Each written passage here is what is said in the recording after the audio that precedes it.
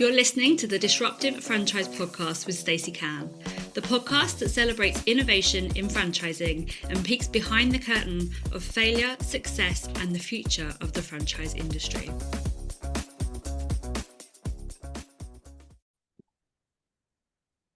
Hello, everybody. Welcome to today's episode of the Disruptive Franchise Podcast with me, your host, Stacey Can.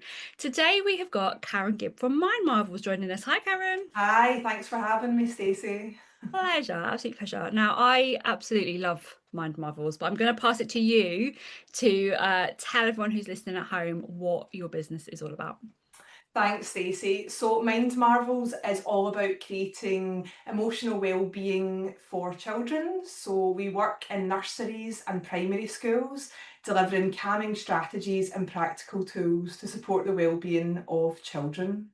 Amazing. I love that. And last year for the Disruptive Franchise Awards, you were a finalist in the pioneering category. And knowing a little bit about your business, I absolutely see why. And as a judge last year, actually, had the pleasure of reading your application form too. Oh no. Your nomination. And it was just brilliant because actually it's about the techniques that you use to to carry out a topic that's so important. Children's wellbeing is just such an important topic, but some of the techniques and the things that you put in place within the business, they genuinely really help children, right? Yeah, absolutely. So we always aim for children to come away from a Mind Marvels session having learned one or two strategies that they can take away and embed in their life, whether that's at home, at school, or whenever they're out and about. So we talk a little bit about breathing strategies, positive affirmations. We talk about the brain, so the children understand that when their meerkat is jumping inside their brain, that's actually, these feelings that they weren't necessarily sure what they were beforehand. So we always try and allow children to have these strategies, or at least learn one in every session, just to really embed that learning afterwards. Love that. Why is that such an important topic for you? Like, what was the thinking behind creating Mind Marvels? Absolutely. So we started Mind Marvels back in 2018 into 2019, so long before COVID, but I was a teacher before then and I could see the struggles in my own classroom. Now, obviously, since COVID, you can see that mental health issues amongst children and teens and even adults has risen significantly. So it was really about adapting sessions to support the learning in the classroom at the start, but now it's all about getting that well-being right first so that children are then able to learn their maths and their English. But well-being has to be the priority, because without well-being we don't have anything. It has to be the first thing we look after when it comes to ourselves. I think it's been such an interesting shift over the years as well. I mean, I was a child of the 80s, and so in the 90s in the classroom there was no recognition of, well, this child is unregulated, or actually this is not the right learning environment. It was very different in the 90s. And now I have 3 children of my own going through the primary school system. The approach is so different in terms of that, like, nurture nature. But from a nervous system point of view, I think what I see in my own kids definitely is that if they are completely unregulated, they're not taking anything in anyway, right? Absolutely, and I think it's so important for schools and nurseries to get on board and for parents to get on board, because now mindfulness is such a buzzword. Like, everything is about mindfulness. It's used all the time, which is really positive, but also we need to make sure we're not just adding mindfulness as a word in front of things that maybe aren't necessarily mindful. I think we need to have these conversations early with children, and that's where parents can come in. It's good to talk about your feelings. It's good to show that emotion. So if you're feeling a bit dysregulated as an adult, you can actually tell your children. I think a lot of the time we want to keep it to ourselves or hide it, but children are very intuitive and they know when something's wrong. So just having those conversations in your household can really set your child up for success then and moving forward. Completely agree with that. So 3 children, It's tricky running a business around that. It's stressful. Yeah. I certainly have moments where I feel that I am not myself. I don't feel very regulated, and then the kids are like, "Mum, snack, Mum, this, can I have that?" And I'm like, and your head wants to explode. I've become much better actually at being able to say, "Do you know what? I need a break. I need to Yeah. go up to my bedroom and just have a few minutes and just you have to just leave me alone." And they're like, initially, I think when I started to do that, they were a bit younger and they'd be like, "Oh, we're just going to follow you." Like, no, I really need this break. You need me to have this break. And it's a powerful skill, like you say, to model back to children, right? Because actually, if they see us as Mhm. adults being able to regulate them ourselves better, or recognize that, there's an issue, we need to solve it, and it's safe to do that, I think Mhm. that makes the world of difference to the child in the situation.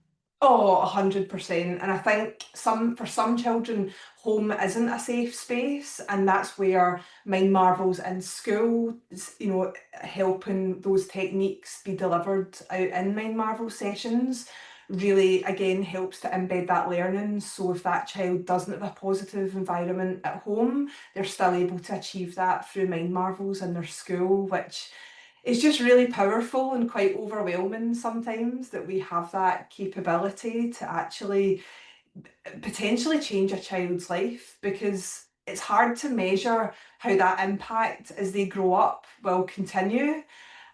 We often hear stories of when horrendous things happen in the world, but also we don't hear the stories of when things didn't necessarily happen because somebody took that step back to maybe implement a bit of, calm breathing or a calming strategy. So, wouldn't it be interesting if we could monitor the results in that way?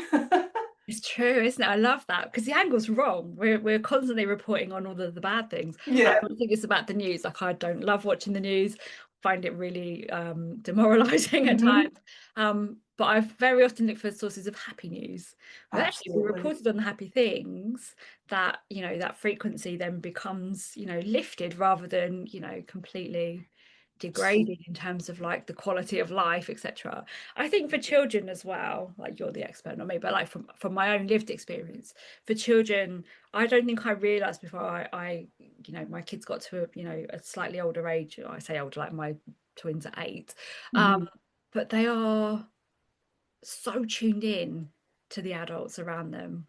If the teacher's had a bad day and she's a bit shouty versus like the teacher's had a calm day and it's been a calm day in the classroom, and how they come out, there's a huge change because they're just so tuned in. And I don't know whether that's for safety, like our kind of Hmm. primal The brain is cat. that protection of like, am I safe to do this? Mhm. Or whether it is just literally that bandwidth that children are on, that kind of just are constantly assessing without realizing. But like my 8-year-old, bless him, he's so switched on to me. He can nail how I feel Mhm. without me even saying it because I read so much. But that emotional literacy, I guess, would you say, Yeah, absolutely. that this is something that again we never used to have, but that's exactly Mhm. what you provide them. And there was so many like punishments we would have at school, like detention and punishment Yeah. exercises, writing lines. It's crazy, but hopefully now we're turning into more of like a sort of nurturing environment rather than the kind of stern disciplinary type that really did scare me as a child. Like it was terrifying when you had a teacher who would shout at you. Absolutely. Especially if you're a people pleaser, because being in trouble is the worst feeling. It's mortifying, isn't it? And as a, Horrible. you can't deal with that as an adult who can't deal with that. As a child, it's just even worse. Definitely, but I always have to remind myself to be mindful and to have that, remember the strategies that I often give out, because it's very easy to suddenly get sucked into you're working all the time or you've got really stressful situations at home, and all of a sudden you go, and you think, actually, I know what I can do here to regulate myself. So I always say we're always a work in progress with our emotions. We're never suddenly cured. It's something will always come up that we think, actually, I need to just take a moment to step back and reassess and take those calming breaths. Yeah, absolutely. So you said there earlier that you were a teacher. So did you Yeah. leave teaching to start Mind Marvels? Was it kind of a direct switch? Yeah, so I got a mortgage on a house with my teaching salary, and then the next week or the next month, I handed my notice in. So I knew I wanted a house, and I got the house, but then I didn't. And I already had the plan of Mind Marvels, but I was very fortunate because in Scotland there was a surplus of supply work at the time. So it meant, although I didn't have a permanent job, I had loads of temporary supply work, and it meant I could go in and use the pupils as guinea pigs as well. So that was quite. Brilliant.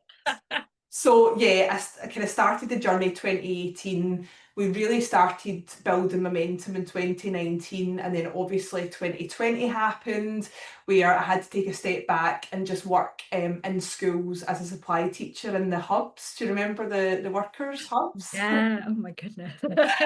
So, so there's been a bit of stop start, but we've progressed throughout the years, and I've got a team of session leaders now that deliver into schools, which is really exciting because I didn't want it just to be me in the business. I wanted to be able to, I guess, grow, but not necessarily know how to grow. So that's been a really nice transition for us, just to build that team and just to impact more children ultimately. Yeah, it's something that we hear a lot in franchising in particular. Like, it is about the impact always. Mhm. And I think that when we think about, growing our business, very often, like, we think about the money. We don't think about the time that it's going to cost us. But the best reason to grow the business is to have a better impact, particularly on the children that you teach. Mhm. Also, probably the teachers around that as well, because they benefit from having calmer or more emotional understanding, within their classrooms. Is Absolutely. that something that you kind of strived for when you decided to leave teaching, was to kind of make that classroom a better place, or was it just about kind of the children? I think overall a great school ethos was really what I wanted when I went into schools. It was really to change the entire environment. So if the children are calm, the teachers are learning the strategies because they're in the room with the children when Mind Marvels is on. Then it was really about embedding that whole school approach where the children were impacted, the teachers, and eventually that would trickle down to parents and head teachers as well. And a lot of the time children will take home the techniques that they get, so they all get a sticker at the end of the session that says my mind has been marvelled. Oh, I And love then when they go home, a curious parent will ask them, or they'll run up and say mind marvels was in school today. So that's really nice, but it's the ripple effect, and that's what's great in franchising and also in children's activities, is that people want to make that impact, but it's a long lasting impact, and it's how best each business can do that, whether it's franchising, licensing, or having session leaders deliver for you. It's how do we impact the biggest number of children that we can. Yeah, I love that. So, Karen, having left teaching with that teacher skill set and then Yeah. starting a business, what were your kind of bigger challenges in the early days? COVID aside, obviously.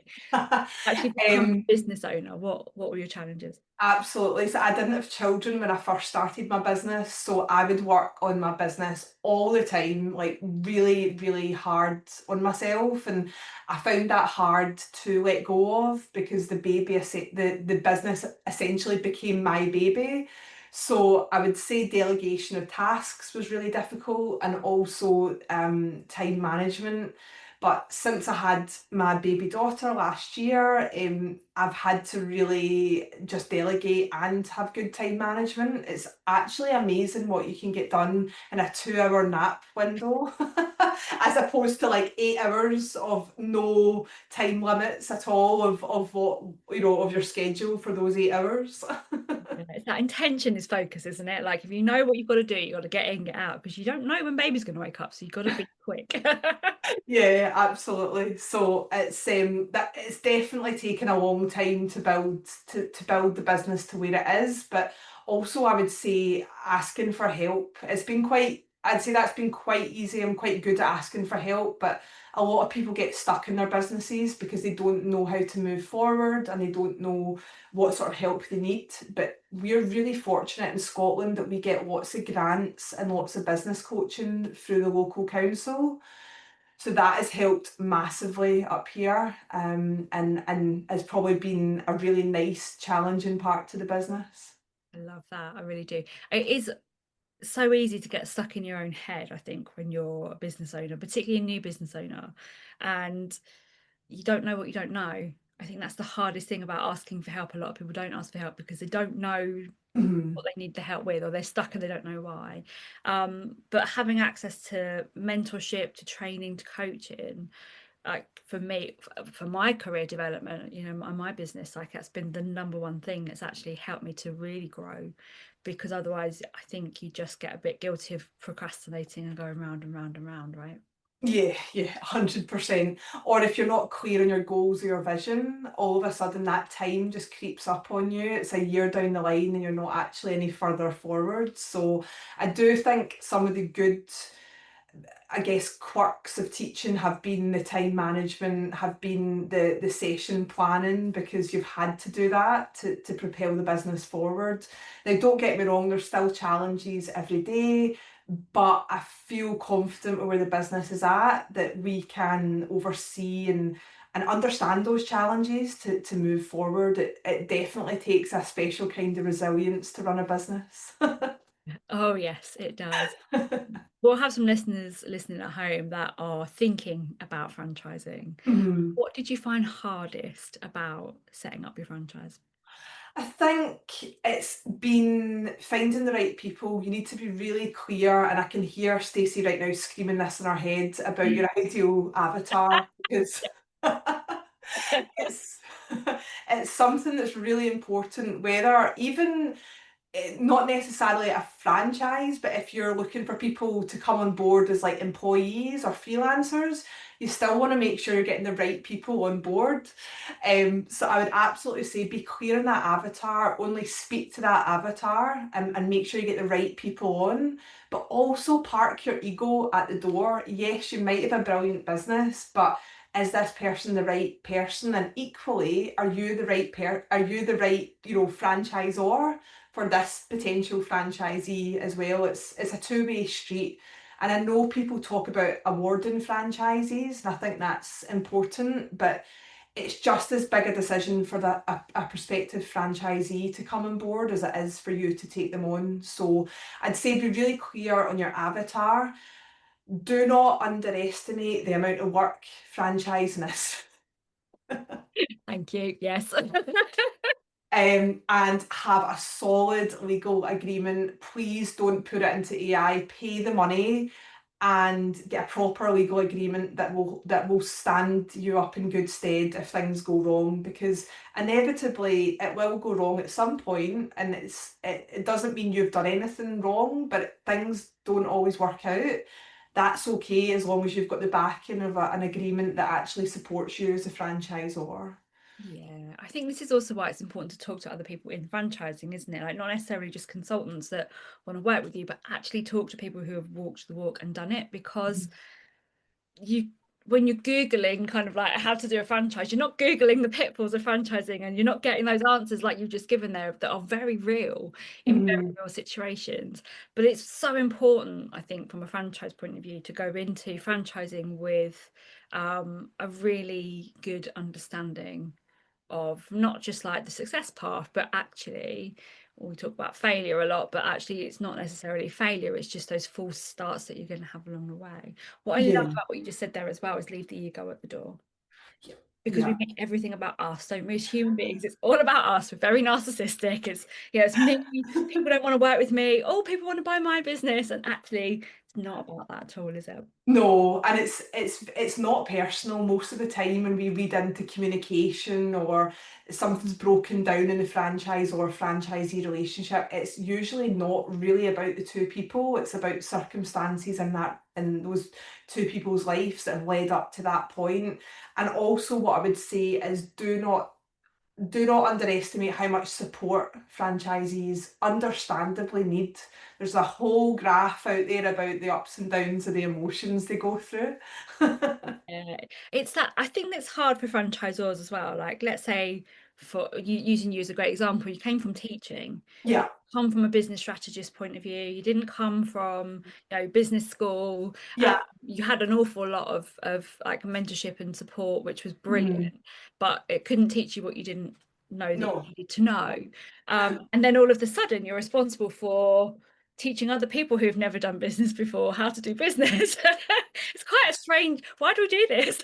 I know, and like it becomes this ecosystem of unless you let other professionals in to support you with the franchise, it becomes you just sort of voicing out your own opinion rather than having experts in the room that can also help guide the franchise as well. Yeah, I completely agree with that. I think without having that extra voice, whether it's, again, like someone like me or just even other franchisors Yeah, come in and talk to your franchisees, it becomes an echo chamber really quickly.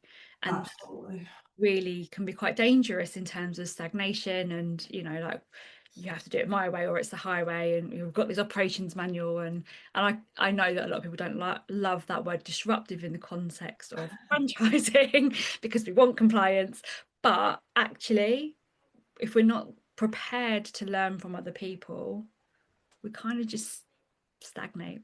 Absolutely, and that's another important point is listen to your franchisees because some of the best business ideas can come from people on the ground running sessions, maybe in a different part of the UK.